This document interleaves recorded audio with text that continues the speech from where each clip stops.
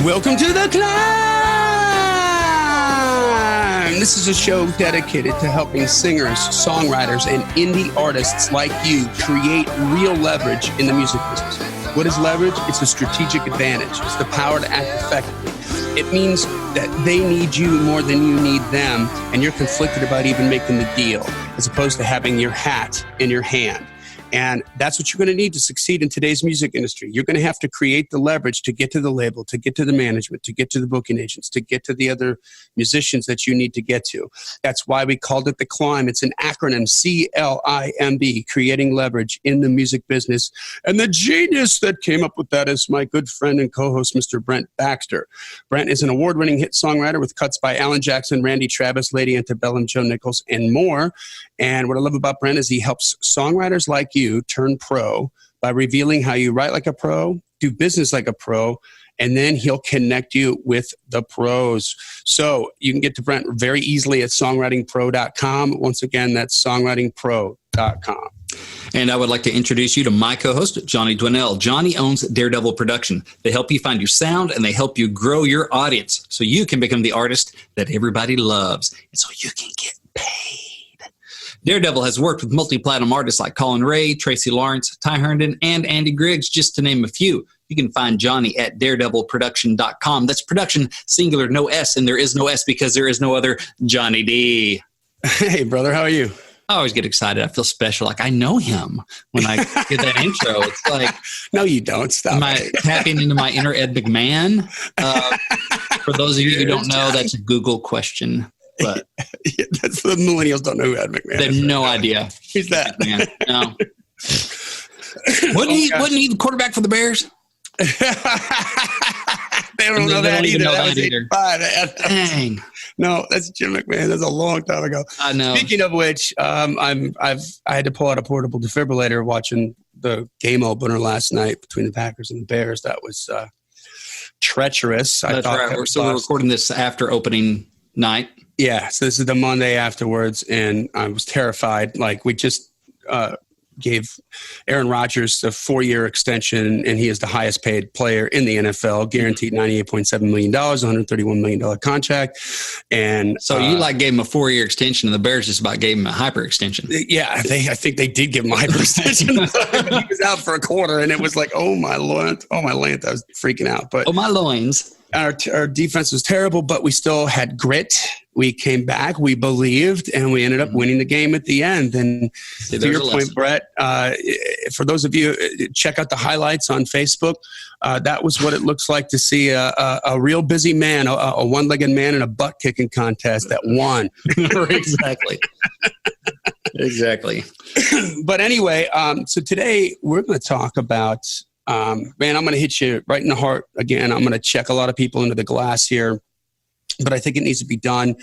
And we're going to talk about whether or not you're subscribing here to the long game or whether you're subscribing to the short game and how that's affecting your results. But before we do that, let's take care of a little business. If you haven't joined the C.L.I.M.B community, please do so on Facebook. Just search for the C.L.I.M.B community. Ask to be let in. We let everybody in as long as there's a picture there and you don't look like a bot. And be good boys and girls and mind the rules. There's not a whole lot of them, but somehow we find people that want to break them. And if you continually do that, we're going to roadhouse you. You will be cast out. Cast out into utter darkness. That's right. Into the gorge of eternal paddles. Into those other groups. Into the other groups that don't care. Yeah. And subscribe to the podcast. Every full episode on Tuesday and every mini-sode on Friday will automatically come right into your player. You don't need to worry about it. And then they're all archived and set there and you can consume them as you wish. Leave a rating and review. Take a couple seconds to do that. It means the world to us, and it actually shows people authentic outside opinions on this if they're deciding to stick their toe in the water and see what it's about. Those reviews are going to help them decide. And then finally, the greatest compliment that you could give us would be to refer a friend, share it, tell people you got value out of it. We get tons of great comments on this, and if it's helping you, it'll help somebody else. So please let them know and spread it around. Exactly. And speaking of reviews, Tell me if we did this one. See, a little behind the scenes action. We recorded an episode or two that the tech failed. So I'm trying to remember if this is a new review we haven't read or if there is one from that one, or it might be doubling up. So you let me know if it sounds familiar, Johnny. Okay. In a bad way. So this is a 5-star review from a nude, not a naked picture. I know I've read this before. I think it was on the one that went away. So I don't think y'all have heard this one. No, they haven't heard it. So read that one. Okay, we'll read this one from Inude. Great info, 5 stars. It said, my intern did 15 hours of research at various links, and I learned more in 2 of these podcasts. I'm assuming they're both Brent episodes. I don't know. Getting him on board, and then I'll be scheduling a consultation. Okay, definitely a Johnny episode. Thanks. That's all. Well, that's the best you can give. Thank you very much. A nude listener. A new listener. So anyway, listener. Yeah. Yes. NOUD, not NUDE. Not naked. Yeah. Not naked. As far as we know.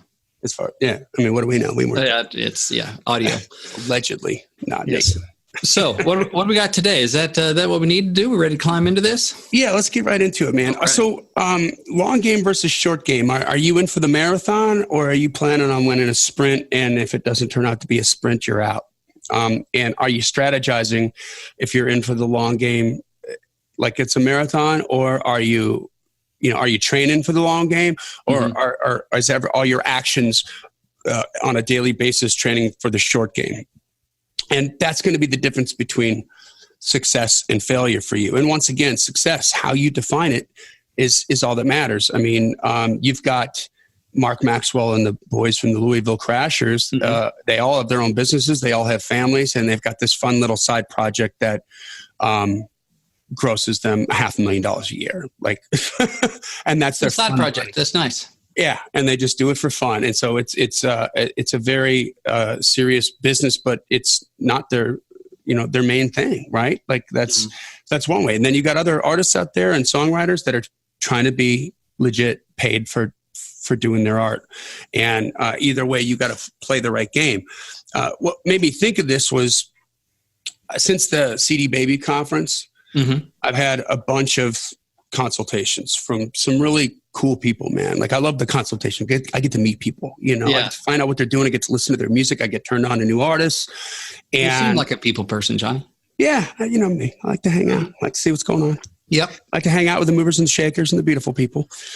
And that's what I get from the consultees. Are people trying to expand their mind, right? They're realizing that there's another step to take and they don't necessarily know how to take it. So how do I do this? Like, what do you think? And if I told you, Brent, that there's one common thread, like if I asked you this question of all the artists that I talked to, like 4 or 5 of them, and they all said their next step was to do this, what would you guess? If you had to venture a guess, what would you say that was? I mean, if it's artists we're talking about, I'm saying their next step is probably like, I got to record a single or an album. I got to get a video together, that kind of thing. Yeah. Make some more art. Yeah. Right.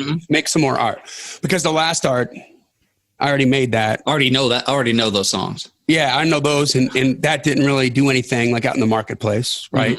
And I'm trying to grow my brand. So I'm going to grow my brand by making some new art. Right. And I had the same reoccurring conversation with all these artists. And this is the most common issue that keeps happening. And so I'm going to share that with everybody here. Because they're doing a consultation, and for those of you that aren't aware, we're available for that. If you feel like you're ready for a consultation at all, you can email info@daredevilproduction.com, production singular, there is no S. info@daredevilproduction.com, put consultation in the subject line. There is a charge for it, but it's an education. It's worth it, I think. I've been told by everybody that's ever done it, like, okay, my brain is about to explode. This is amazing. Like, and they're excited. They're ready to go to work because they got some new tools now to try to dig this hole that they're trying to dig, for themselves. It's a map. Bunker in. Yeah, a map. And, but because they made the act of doing the consultation to begin with, they're already beginning to see and become self-aware. They're trying to discover the long game. They're realizing that what they're doing isn't working, right? Like, so I need to do something else. What must I do? What must I be thinking about to get to the next level, because what I'm thinking about and doing right now is not getting me to the next level. And I'm frustrated. It's not expanding my audience. And I can tell you that every one of these artists that I talk to were like really freaking good.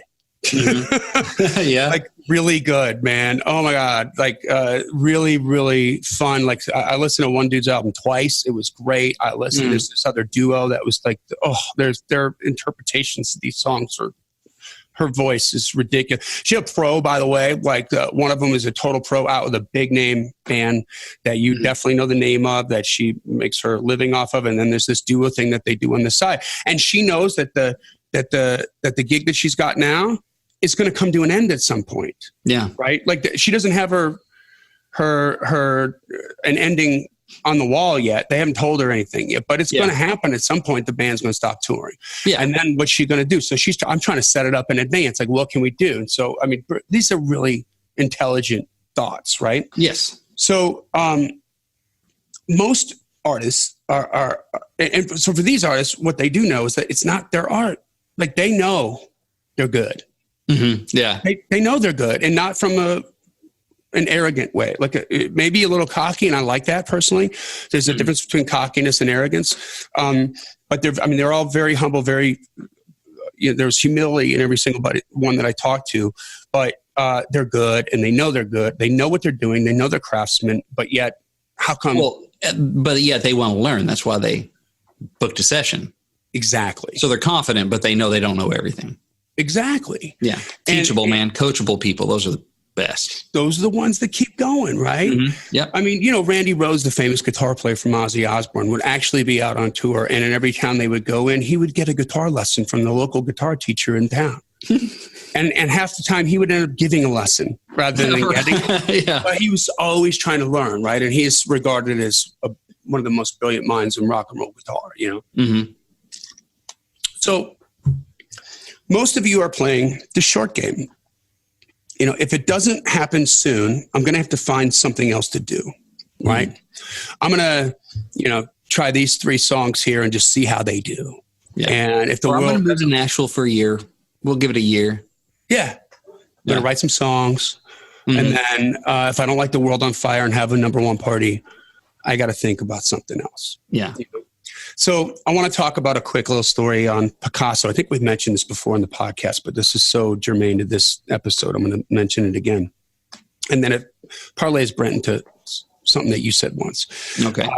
So Picasso's sitting at a restaurant, the famous painter, and I don't know, back in the 20s or 30s. So this is important with regards to the money that he asked for. But some woman, some asshole comes up out of nowhere and says, gives him a cocktail napkin and says, "Hey, draw me something. You're Picasso, draw me something." And so he does. He draws it on a cocktail napkin. She goes to grab it and he pulls it away and he's like, "Hey, that'll be $500. Now, back in the 1920s or 30s, that's a buttload of money, right? Yeah, that's a lot.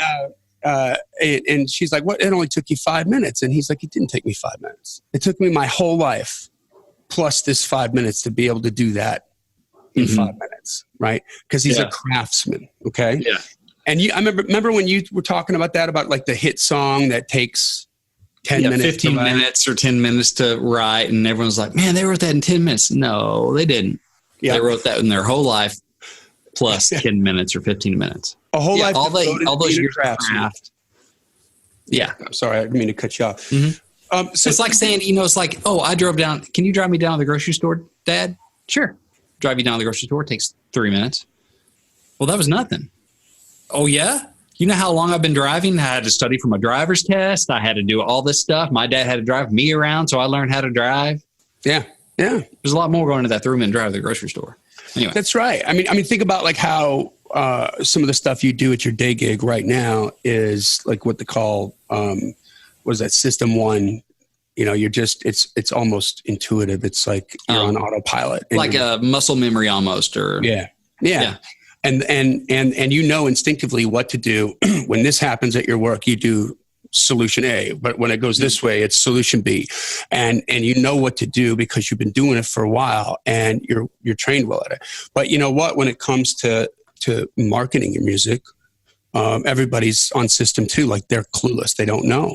Mm-hmm. And it's uncomfortable And we don't like to feel like that, especially if we're good artists and we've been doing this for a while. Like, I don't want to learn a new skill set. I want to keep doing what I'm doing. Right. I want to do what I'm good at. You're going to have to do it. And so, the real artists are all about the long game because there is no plan B. And there wasn't plan B for me. Right. I mean, we're going to go do it. Like, I'm going to go do this. This is what I'm going to do for a living. And I'm going to try to figure out how to do it. And we did it. Right. For 7 years, we did it. Yeah. Out on the road, worked our way up to the label, the whole thing. There was no plan B. And the guys I was with, no plan B. Like, did we have side jobs and stuff like that we needed to have occasionally to make it work? Yeah. Same thing with you, Brent, right? Yeah. Like, plan B? I mean, before I moved to Nashville, I stuck around college because I wasn't quite done with that. And I got my master's in business. So I got my degree because I didn't start writing songs really till I was already in college. And so I stuck out, got my undergrad, then I stuck around a little bit longer, got my master's. But when I moved to Nashville, I didn't have I didn't go out and get a job that was worthy of my MBA. I got an entry-level job that I could have gotten without it. And then when I moved to Nashville, I didn't have a job.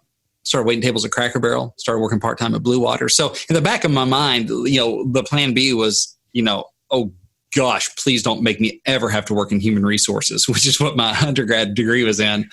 But really? No, that was I didn't know that. HR. Yeah. Oh no, dude, really? Oh, no. Can I have the most boring job ever? Oh, paperwork in government.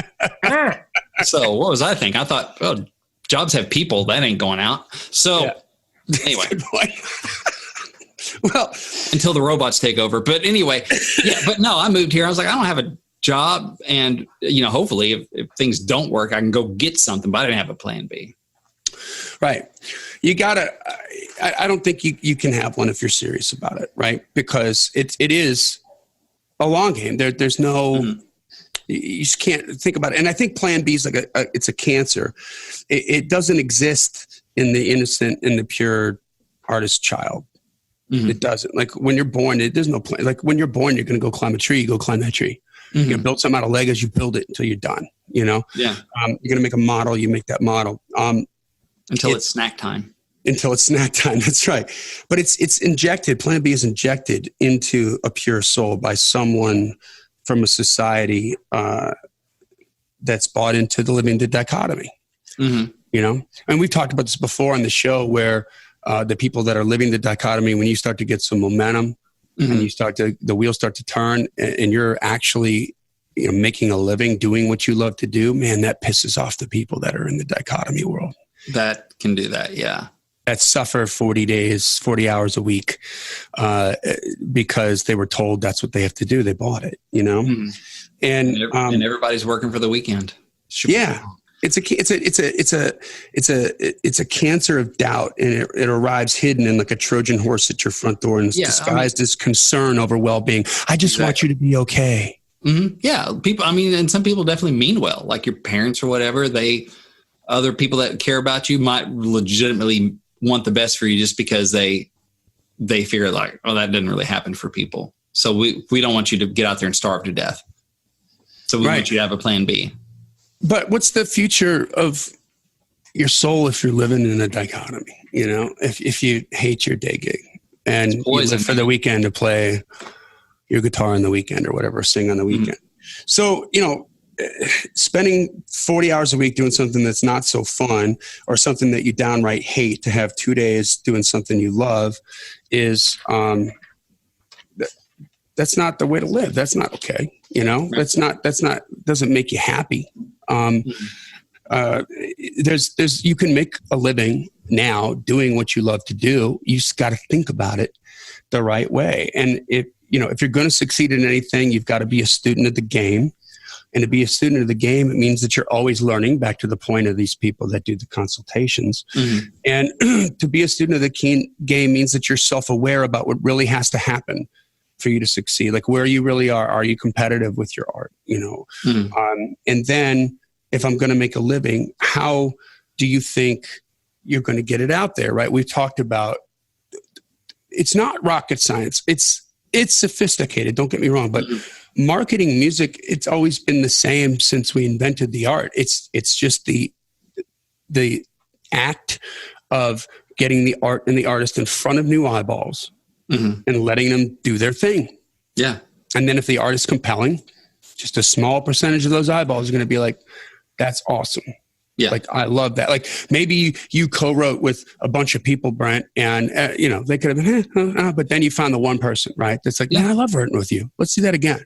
And, okay. Now I kissed a couple frogs, and now I got this Prince right here. I'm gonna write some songs, right? Mm-hmm. True. I mean, is that accurate? Oh yeah, man. Especially that first year I was writing at Major Bob. I wrote with so many people. I wrote over 100 songs that year.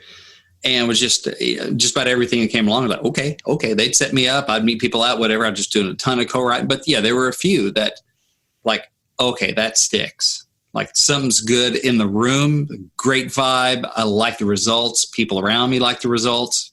Go into that. Most things aren't that. Yeah. But yeah, you hang on to the ones that are.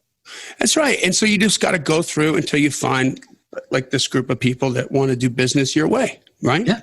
Mm-hmm. I mean, Randy and I talk about that over here with the bar frog thing all the time. It's like, you know what? There's plenty of people that want to do business our way in this town, and we don't need to worry about the ones that don't. Because even if we had them, that's going to be a problem. Right. Right. But here's the deal. I mean, the making that new art is, and I don't ever want to discourage anybody from making that new EP or, writing more songs or recording more songs or whatever. However, if you're not well funded, right? Mm-hmm. And if you have to choose where the best spend of that dollar is, mm-hmm. then making the new EP is the short game. Because that scratches your back, doesn't it? Because that feels good for you. But it's not getting to anybody else, except the people that are already aware of you. Mm-hmm. Yeah, it feels sexy to go, I got a new project out, got a new record out. Yeah. But who's going to know that? And nobody cares. And not because it's not good, especially with these artists that I was talking to. I mean, they're amazing. Like, I was excited about the projects, I was like, this is going to be cool. I want to see how this works out. But one of the artists, I told him, he's got a project's been out for like 2 years now. Mm-hmm. He's going to be working on a new thing. And I don't know if he's going to do it or not, but I said, man, instead of taking all that money, and here's a more important thing. What else is going to be required to do that new project?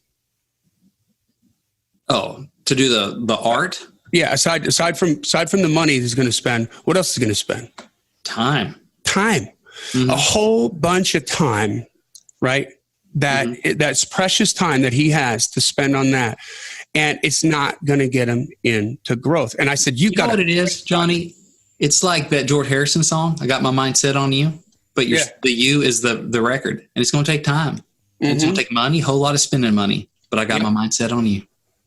Anyway, sorry, sidebar. I love that, though. Let's run with that. Take your mind off the project and put your mind on the goal.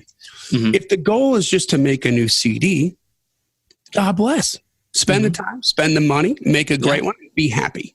Yep. But if the goal is to make a living doing what you're doing and grow your audience, then your focus is on the wrong place. You need to get good at marketing. Mm-hmm. You need, and you need to spend 90% of your time that you're spending on your artist project on marketing it and not making it. Yeah. And for those of you that, are on a shoestring budget here, I promise you, if you spend 90% of the time that you spent in the last 6 months on your art and spend it on marketing your art and learning how to market your art, the needle's going to move. Mm-hmm. Your audience is going to grow. I had one dude that met up with me at the CD Baby conference. I was a mentor there, and he's asking about how to grow his account. We talked about it, the same kind of stuff we talked about here. We talked about defining his audience, what he was going to do. And I said, do this, this, and this. And you know what? He texted me back in 1 week. He's like, I just doubled my audience. Doubled my Instagram account.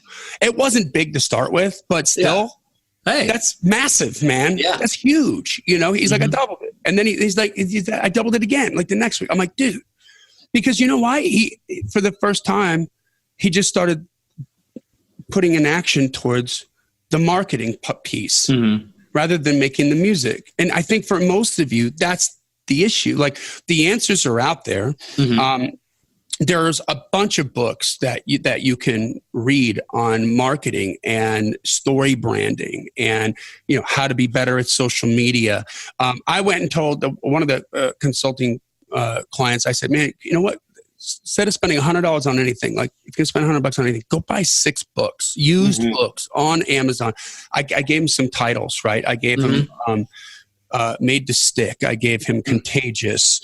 I gave him the song title, the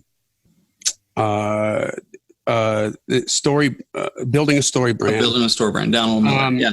And a couple other ones. I said, read these books, right? And just because what happens is, and this happens to me like every single time when I start to hit like a little lull, and just in my energy too, I'm like, I'm going to read something. Like, I'm going to dig into this over here and learn something I haven't learned before. And it's going to make me think about something a different way. And all of a sudden, bam, man, it all starts moving again, and you start digging in.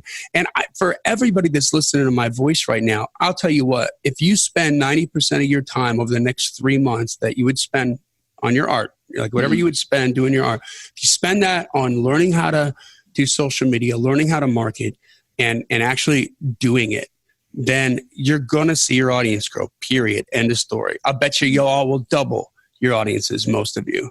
And that, you know what? The thing was, that one guy that texted me, dude, he's excited. He's like, holy crap. Okay. It wasn't rocket science, right? Yeah. But he shifted his energy from here to here and then got some results. Yeah. And now he's got more people that he's going to be able to reach to play his art for. And this dude's like crazy, wicked artist, dude. Like, I mean, his like for everything visually too. Like he looks like an artist, like and the stuff he creates, like these books and stuff, like tons of art. It was great, dude. It was just really awesome to meet these people. And it just got me thinking, man, these guys are in the long game. And if you're in the long game, this is not something you should be doing or should be considering doing. It's something you're going to have to do. Yeah. Right? I mean, Brent, you and I started talking way back when, and this was a side project for you, the Songwriting Pro. And then how did you change it? Man, yeah, because I was thinking about that. Something I should talk about is, came to Nashville, got some success songwriting, had deals, did songwriting full time. Then, we're talking downloads and that kind of stuff where you can have success and still not feed your family. And my family was growing. So end up getting a part-time gig, and then eventually had to go get like a full-time day job a few years ago. And I started doing a little bit of coaching and stuff for NSAI, but so I'm sitting around driving around this truck doing basically like a sales gig and hating life, just hating life and trying to figure out how to get back in full time. And, how does that look like for my family? Because at that point we had Ozzy, I think Ruby was on the way or whatever. And we keep adding kids, by the way. But I was like, what's my way in? What's a way I can give myself a stable platform from which to launch and do the long game? To me, the short game in a way is like, let's write a song, let's get it cut. Yeah. Because that's just the realities of the market and stuff. It's like basically a publishing deal doesn't feed my family. Right. So you got to get cuts and stuff. Like what's going to sustain this song? Give me the best chance to do that. And really what I thought about it was a blessing that God put me in a truck driving around by myself. And I discovered podcasting. He brought that into my awareness. And so I started listening to all these business podcasts and marketing podcasts and all this stuff and started going, you know what? And blogging and that kind of, it's like, I'm going to aim for this. I'm going to try and make, at the time it's called Man versus Row. I'm going to try and make this my platform where that can be my stable platform along with, royalties and stuff, but that'll feed my family and that'll free me up for more creative pursuits where I'm not working for a boss. I'm working for myself. And it took a few years, took about 4 years from the first kind of real, like kind of event I did online and learning the whole time. And it started off rough and still rough around the edges in places. And I didn't get to write as much for a while, but now this is what feeds my family is creative stuff. It's Songwriting Pro. It's my songwriting. Yep. Yeah. I mean, when we're recording this is 12 o'clock and I ain't on my lunch break. Yeah. You know, this is my gig. Yeah. And that and writing. And so I have a lot more time for writing now. And it took years to get there. And it was stressful and it was not easy to fit this stuff in, getting up early, getting up at 4:30 or 5 in the morning and doing stuff before my kids got up. And then you recording the C.L.I.M.B after my kids went to bed. Yep. It's good to see you in the daylight, buddy. Yeah, you too. But we did that for the first year and a half? At least, yeah. I mean, I'd be driving at that time. I was living 45 minutes north of Nashville. So we get done at 11. Yeah. And then I got, and you were in your office. I was in my home office. Yeah. And I gotta roll back and still drive home. Yeah. And thank you for that. And it's paying off. And we'll talk about that later. But long game for me, that was a long game going. And it hurt to not be able to write songs as much as I wanted to. And I'm sure I bellied to you plenty about that and not having that creative pursuit, but I was building my runway. Yeah. And now I get to write a lot more. Exactly. And I can be around music and talk to music people a lot more. Now it's okay, now I'm back in the finding a better balance. And I still want to get it where it's a lot more making stuff. But, and that's next on the list. And I think you and I talked each other off the ledge multiple times. Probably so, yeah. Yeah. I know you were a big encouragement to me. I was driving around, I'd call you from the truck going, I hate life. I don't know how this is going to work. It seems so far away to be able to make that jump. And ultimately it was a God thing. He said, trust him. And we jumped and he's caught us. But yeah, that was a long game. It was over 4 years I was in that truck. I'm not in that truck anymore. And there you go. And I'm God's feeding our family with just this thing that I made up. Yeah. Out of nowhere. And so that's a long game and I get to write songs. See, I love that, man. And I think, that's it. Same thing with me. I mean, just it was 5 years before it kind of started to sputter. And now, 7 years later, it's rock and rolling, know, and we're growing and people are starting to smell the barbecue and come around and be like, you know what, we need somebody who thinks outside the box. And we heard that guy was you, that's right. That's me. We're getting bigger budgets, artists that are a little bit more prominent and being able to do that. But tons of terrifying months, side jobs. I drove for Uber for 18 months, but guys. And that's one thing too, is that building for long term and for a marathon doesn't mean you don't have to get a side gig or you don't have to do some of these other things. We're not saying, we talk a lot about diving in and do you have a plan B? Plan B doesn't mean don't have a day job. Because I think the sprint is when you say, I'm going to move to Nashville and I'm going to give it a year or that kind of thing. Yeah. And then you have to build something that's sustainable for long term. Or the delusional thing of I'm just going to write 3 songs. And if I don't get a publishing deal, then I guess I'm not good enough. And they don't want to do it, And if you only write 3 songs, that's how you pursue it. You're probably not. Yeah. I mean, you're probably not good enough and you don't have the mindset. You got to do it because you love it.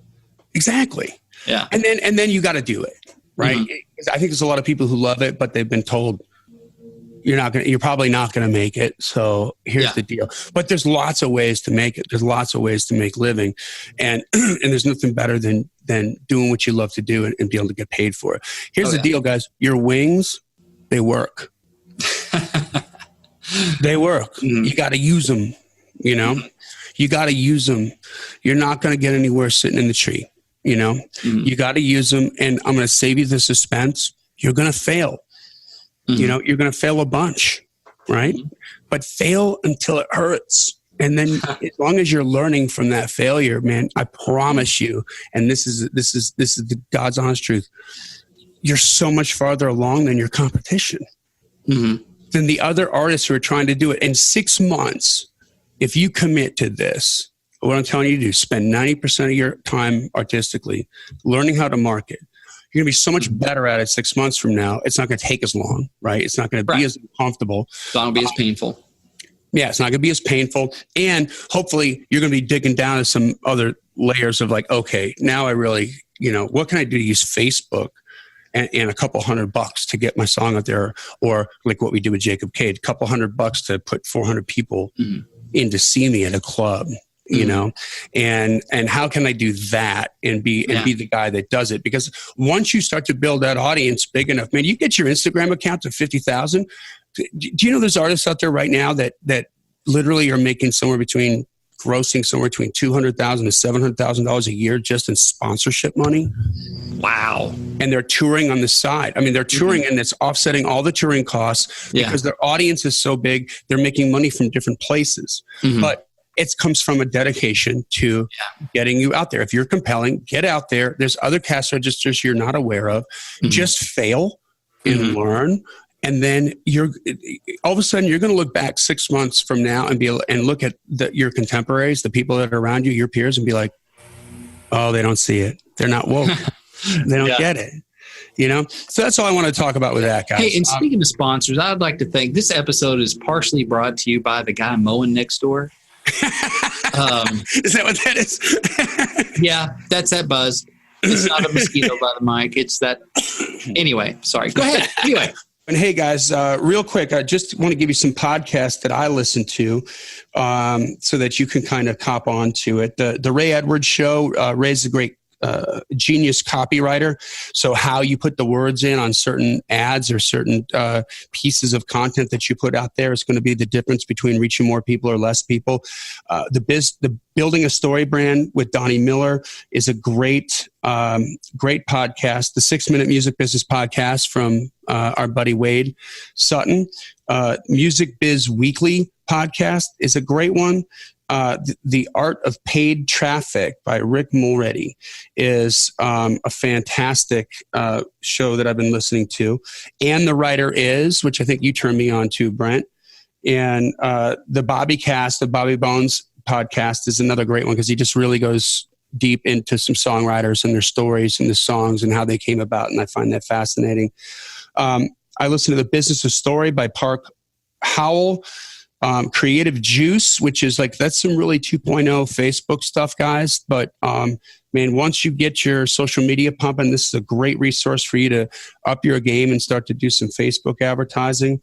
The Music Business Worldwide podcast, it's MBW. Those are just some podcasts that I listen to on a regular basis that give me the really good songwriting stuff and the really good marketing stuff, new info, new data. It reinvigorates everything and gets you going. All right. So check those out. Once again, if you haven't joined the C.L.I.M.B community, do so. There's a lot of cool stuff going on there. A lot of good questions being asked.